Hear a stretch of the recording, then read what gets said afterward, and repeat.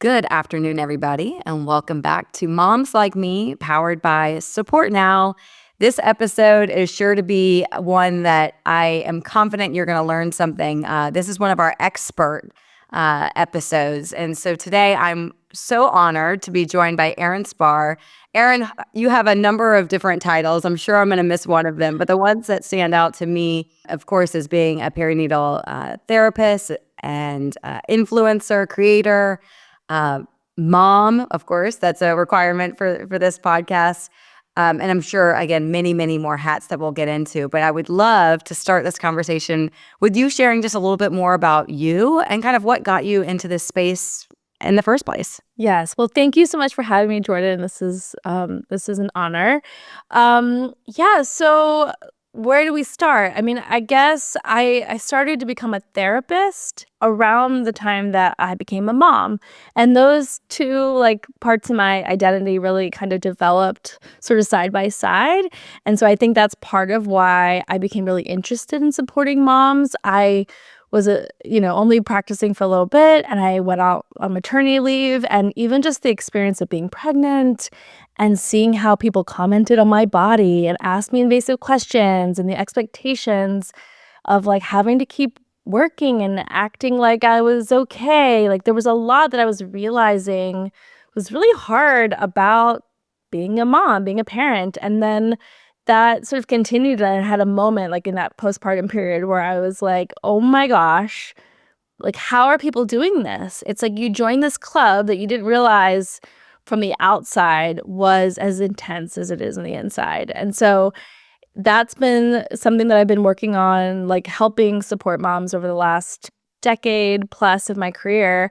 And as I've been working with moms, my lens around what is it that's really contributing to the ways that moms are suffering has become clear around how much of that again is our culture, how much of that is caused by the ways that we sort of view families, the expectations we put on mothers specifically, the sort of differences in gender roles and all of that. And so I sort of on Instagram have kind of leaned into this feminist perspective, which maybe we can talk about. But that's sort of the idea is there's something really unfair, unequal about the way that moms are treated in our society. And some ways are more obvious than others, like the fact that we don't have paid parental leave and we don't have affordable childcare in many cases. And so all of these systemic ways that moms are kind of held back really impact our mental health, as well as the kind of social norms that we have and that a lot of us have internalized. So yeah, that's the thing that I like to talk about. I talk about on my podcast, the Feminist Mom Podcast, on Instagram. And so, Erin, for you, you said that you had the experience of, you were pregnant, you had a baby, and that was the first time you kind of looked around and said, how is everyone else doing this? Which I think a lot of moms feel. We feel like we're looking around and saying, is everyone else having as a difficult a time as I am emotionally, physically, spiritually? It's such a major moment in a woman's life. And yet, I always say for me, the fourth trimester was the hardest because it was the one I was least prepared for. Everyone says during pregnancy, here's your symptoms, here's what you can expect, here's what, you can read a lot about that, but then on the fourth trimester, you're just kind of dumped off by yourself. And I've joked that what are you guaranteed in a fourth trimester? Unsolicited advice and a onesie. The moms are really on their own. And so I'm curious, what was your perspective, your experience, maybe even specifically the first time that you found yourself in the fourth trimester? What were the things that you struggled with? I found that phase to be the hardest, especially with my first, but actually surprisingly with my second as well. My oldest, by the way, is 12, and so this is it's been a little while, and then my youngest is 6, which gives you a sense of how much space I needed in between. That was an intentional decision. Okay. Yeah, I actually am a big proponent of that for folks who are curious. I think I think it's worked really well for us. But to answer your question, I mean, I had a lot of anxiety. I think the physical toll of not sleeping while also trying to figure out feeding and, how to like respond to my baby. And I remember the expectations where I really had high expectations of myself to like figure it out quickly and, to try to like respond to every need. And I felt a lot of frustration. I hear a lot of moms feel like they feel like they're failing, like it's like something's wrong with them. I became really kind of like irritable and angry. So mom rage is something that I like to really normalize and validate for people where like there's sometimes these moments where you just like your needs are not met. There's no place for those like feelings to go and they come out. And mine would come out at my husband a lot. And it took us a really long time to kind of figure out our relationship because my like feelings of helplessness, like, oh no, I can't get this baby to sleep. It would sort of come out at him, like, why can't, like, I felt alone in it in certain ways, even though he was doing his best on his side. I had sort of high expectations of myself and therefore of him. So that was like, a big part of it was us kind of learning, and we're still learning how to do this co-parenting stuff. That's for sure. And I think, correct me if I'm wrong, or if you share this opinion, I think that social media has just added to the pressure that moms feel of doing it wrong because you're constantly, the algorithm is feeding you examples of how it should look and how it should feel, which add to this pressure that already exists. Like you've already lost a little bit of yourself. I had a friend who gave birth and she told me, having a baby is like you die and then you come back and it's a totally different life. And I think a lot of moms feel like that. Like they don't recognize themselves. They're forever changed for better and maybe for not so better, depending on the situation. And at the same time, I'm curious, like, do you think that social media plays a role in creating more anxiety for moms, especially once they bring the baby home? Yeah, it's interesting. There's been a lot that's like changed even over the last decade.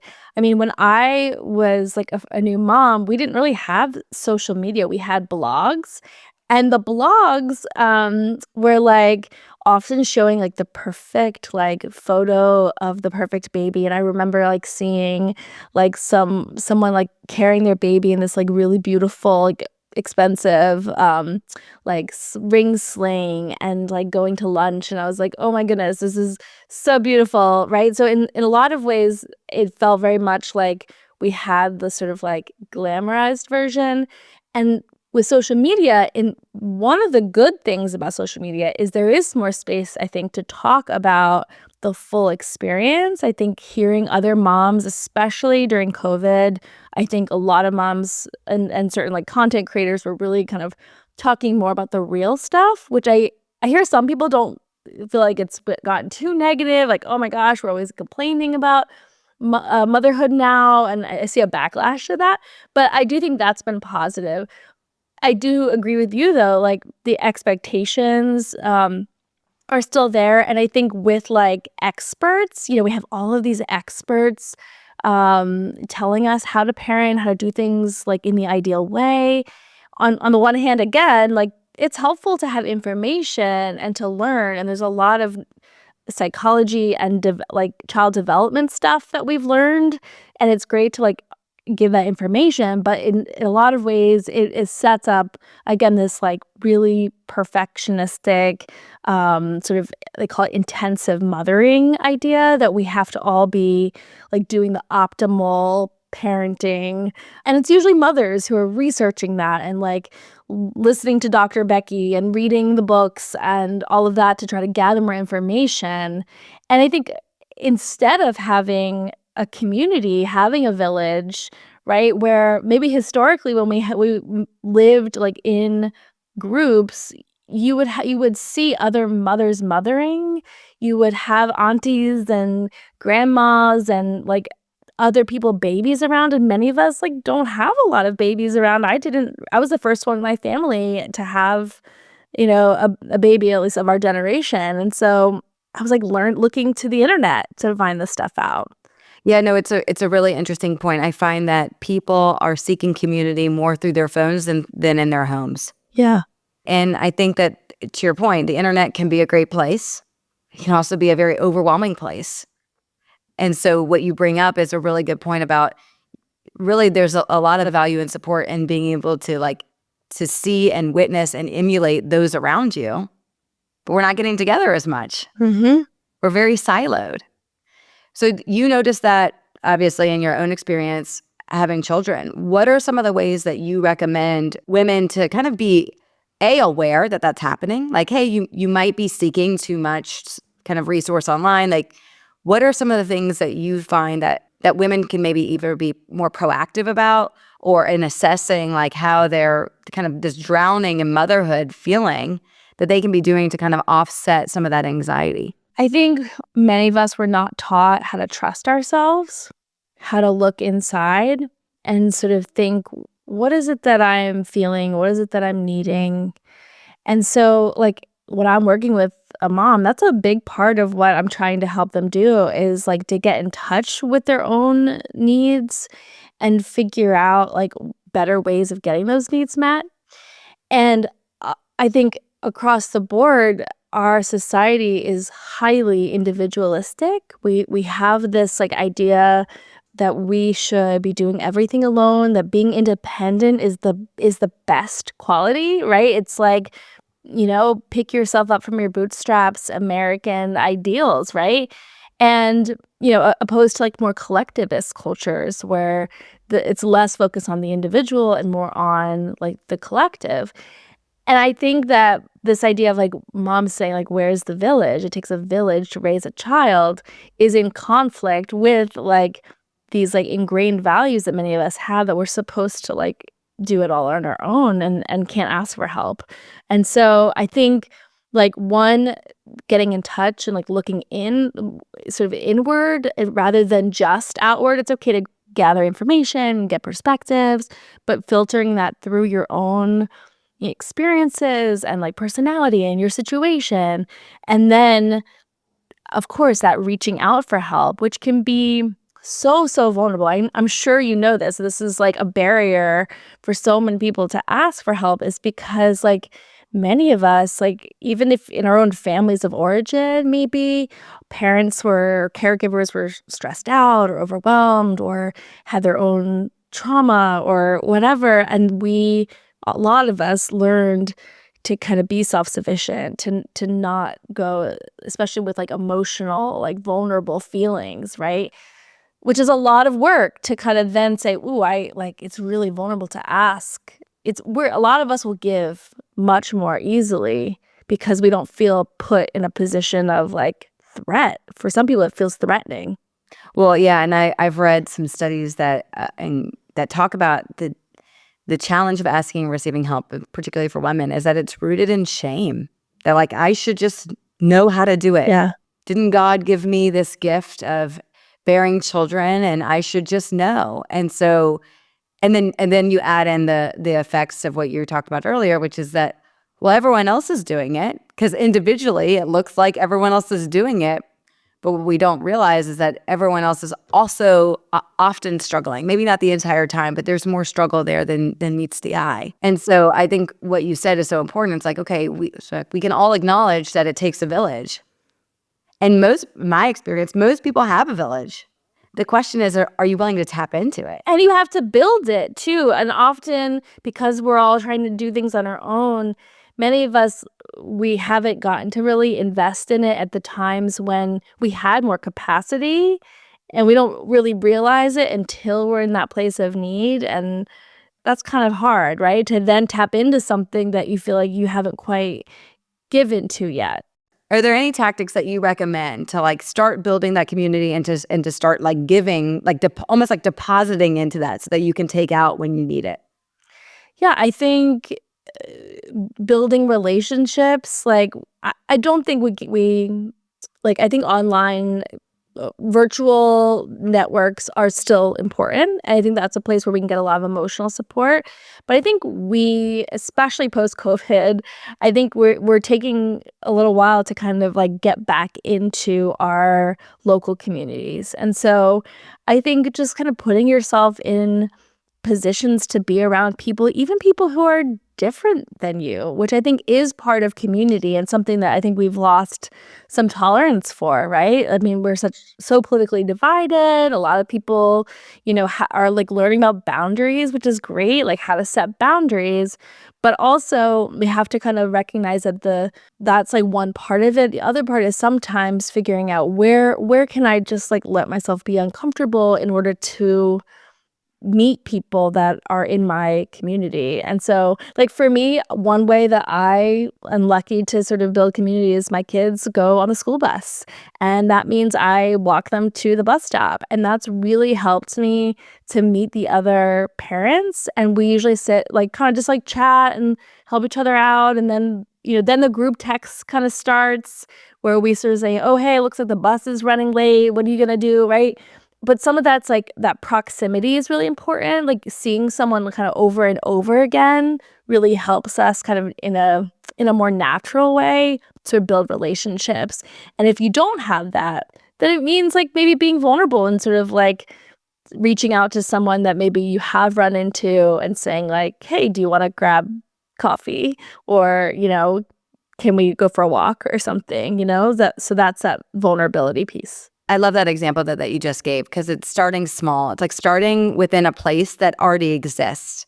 Yeah, I'm not sure if you've ever read the book Atomic Habits by James Clear, and he talks about, it's a great book around how like people don't reach their goals not because they're not hardworking. It's because they don't have the daily habits in place to make a system actually function for them. And so what I love about the suggestion you gave is it's not as if you have to always, maybe sometimes you do, but you don't have to always do something profoundly new. It actually might be the smallest thing that you're already doing as like incorporated a part of your day. So if you're going to walk your kids to the bus stop, well, when you walk there, start some small talk with somebody else there. Mm-hmm. And that way it feels less vulnerable and you get closer to the kind of that dopamine effect that you're looking for, right? You're looking for connection. You're looking to vent, to validate. And it's hard to just jump into that. But if you're already kind of in that cycle, it can be much easier to start a relationship from the things you're already doing versus coming out of the blue. Yeah, because it also just takes time to build that kind of closeness that many of us want. And not all relationships need to be our best friends for them to be valuable. No, that's true. I'm the mom. I don't know if you ever relate to this. I'm the mom that I see the mom's nights on the calendar and I'm like, oh. And I go and I have the best time, so I could be the last one there and you would never know. And like, I do think that there is that tension. And sometimes I wonder, is that because I'm tired? Like I'm physically tired, which I know I am. Is that a result of COVID? Yeah. Is it because I just feel overwhelmed by all that life has on my plate? Or is it just all of it? But I know for me, one of the things I try to do is just say yes. Like in those moments, say yes, because once you actually get in those settings, chances are you'll be happy. You'll be happy you did it. And the goal of that isn't to be friends with everybody. In fact, I may not be friends with any of them, but just like to walk away with a feeling of connection. Because especially when you have young kiddos, that's the loneliness piece I find to be one of the hardest pieces to navigate. Yeah. And the guilt of leaving them when moms, I mean, there's so much that can sort of stop us from saying yes. It's like, gosh, okay, well, what does that mean? Who maybe like your partner, if you have one, or someone else in your life has to then watch your kids. Like, are they reliable? Does that create tension?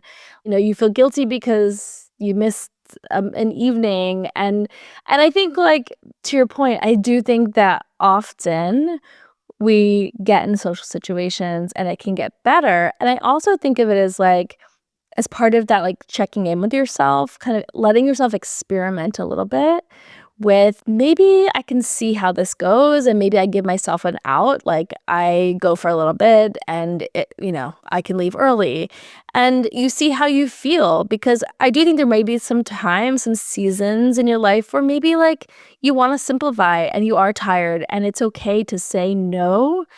But then there are other times where you have that initial response, but like kind of challenging it and looking at it. How will my future self like feel if I go to this? Yeah, And it's so great. it's Great place. right, sort of like kind of like I think we should work with ourselves again then rather than against ourselves, but I think we can also sort of like experiment and see, oh, that actually was okay, or you know what, that didn't work so well, and here's how maybe I can make that different. I love that. It's like it doesn't have to feel so all or nothing, and like giving space for that. That's really smart. And then towards the second half of that, so I think the advice you gave on building community is so sound. Asking and receiving help. Are there any ways to get moms more comfortable with that? One thing can be helpful is that you imagine how you would feel on the other end, because in a lot of ways, it feels really, again, really good to give.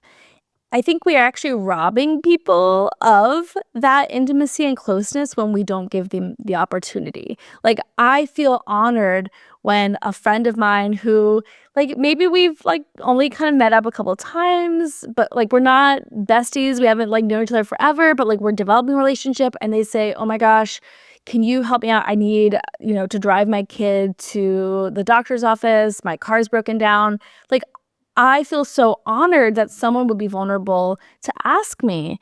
Or, hey, like, oh my gosh, we're feeling sick. And I say, hey, is there anything I could do? Can I bring you food? And they're like, okay, sure, that would be great. Like, then I get to feel good to sort of offer that. And I think thinking about it the other way around, letting someone in that way is good for that relationship, and it's good for both of you. And then also remembering that it'll go back the other way around at some point. It doesn't have to be right now, but like in the sort of whole scheme of things, you'll find your way to give again. But right now, this is your season of receiving, and that's totally okay and totally appropriate for usually the seasons people are in when they feel that.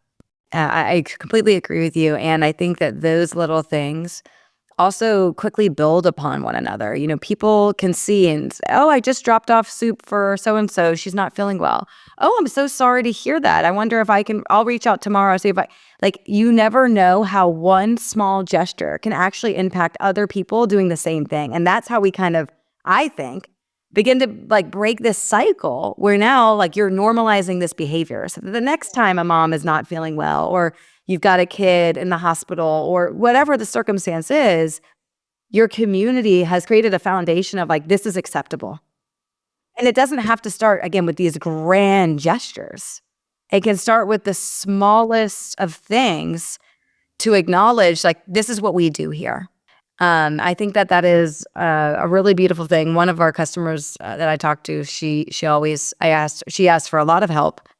And I asked her, I'm like, wow, how did you get the courage to do that?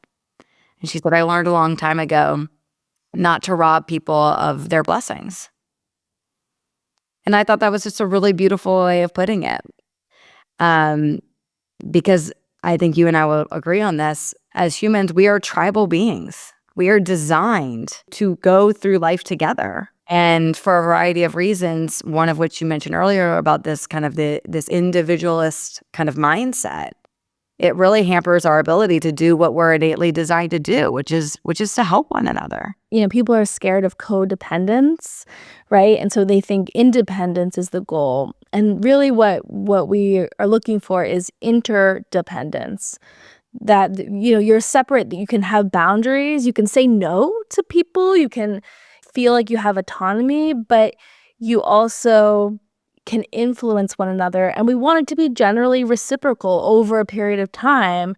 That's what makes it healthy. If it feels like you can't say no to someone because their feelings are going to get hurt and those feelings are going to come back at you, and a lot of people might recognize that like in their family dynamics where they're tiptoeing around other people's big emotions, that's okay for us to set boundaries around and say, you know what, these are your feelings. I'm going to try to like let you have those and trust that you're going to handle them. Even if I say something or do something that you don't like, I'm going to let you feel your disappointment.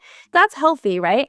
But at the same time, it doesn't mean that we completely want to divorce ourselves from other people and like what's going on in their lives. And we can figure out how we can best help that doesn't harm us. It might mean that there's a sacrifice involved. It might be inconvenient. It might mean it costs money, or like it's okay to have some things impact us. Well, that was, I could have had that extra hour sleep, but instead I had to go pick you up at 6 in the morning, right? Like it costs something, but it's not harming us. So that's, I think, the difference sometimes that people, as they're like navigating, like, how do I have healthy boundaries and not be sort of codependent. And sometimes it takes people to kind of go back and forth between kind of like that black and white extreme until they kind of integrate it into something that feels manageable, and that can take time. I love it. I love it. And so before you give away all your gold here, I want to say thank you for joining us today and providing this expert perspective. I think it's so important, and I think there's a lot more awareness now on mental health, which is great. Mental health of moms is also a topic that I think is starting to really get some attention, and thanks to people like you, it's not just attention, it's also properly giving them the resources that they need. So if there are moms that are listening or that know someone that might benefit from your services, where can they find you? How can they follow you? I am on Instagram at feminist.mom.therapist. And I have a podcast, Feminist Mom Podcast, so you can look that up wherever you get your podcasts. And for folks who want to work with me one-on-one, I am in North Carolina, and I'm also licensed in Maryland for virtual therapy. And I work with moms and I work with dads. I've been starting to help dads who are really trying to like unlearn some of this socialization and how they can be like the partners and the parents that they want to be. So that's also been kind of a new niche for me as well. Awesome. Thank you, Erin.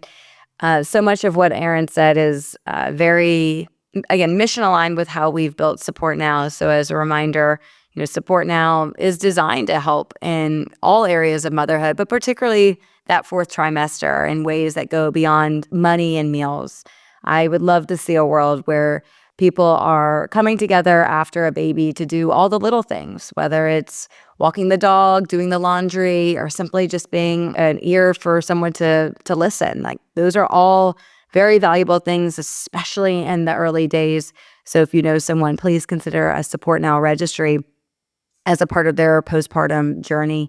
Again, Erin, thank you so much. Look forward to continuing to follow you and learning from you. And look forward to our next interaction. Thank you so much. Thanks for what you've created. I think it's so important to put that out in the world. So thanks for having me. Thank you.